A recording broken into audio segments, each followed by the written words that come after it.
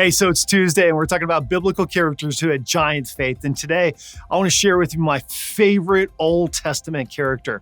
Her name is Esther. Oh, I love the book of Esther. In fact, I think a couple of years ago, I did a series entitled Esther or the Queen or the Crown or something. I don't know. But anyways, check it out. It's like a 4-week series. And actually, one of the messages was shot at my favorite supper club, George's, down in Richmond. And so if you want to learn more about Esther, you can go back and reference that series. Or you could just read the book and listen to the Holy Spirit speak to you and dive into a commentator and figure it out for yourself. Nonetheless, today I want to talk about Esther's giant faith.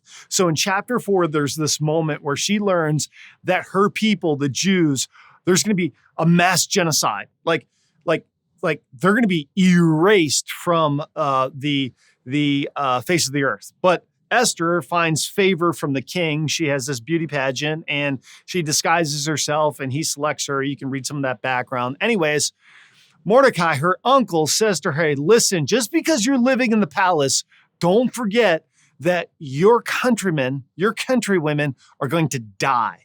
So the blood, in other words, is going to be on your hands. The problem was that she couldn't just waltz into the king's palace or into the king's quarters and say, hey, king, here's what I need. I need you to do A, B, and C. It didn't work that way. No. The king had to call you in. And so she had a dilemma on her hands, and the famous verse is found in chapter 12. So this is Mordecai's note back to her. He says to Esther, he says, for if you remain silent at this time, relief and deliverance for the Jews will arise from another place. Meaning, Esther, here's your moment. But you, Esther, and your father's family will perish. And who knows, but that you have come to your royal position for such a time as this. This is like the ultimate motivational speech and question and a short little note from Mordecai to Esther. See, the point is this, that you and I, we have a space and energy that we share with one another that either motivates and encourages us toward giant faith, or it squashes and suppresses and destroys the little faith that we truly do have. Esther, like you and me, had a whole list of fears. I can't go talk to the king. Who am I? If he finds out that I'm a Jew, I'm done. And yet Mordecai said, hey, listen, here's the reality.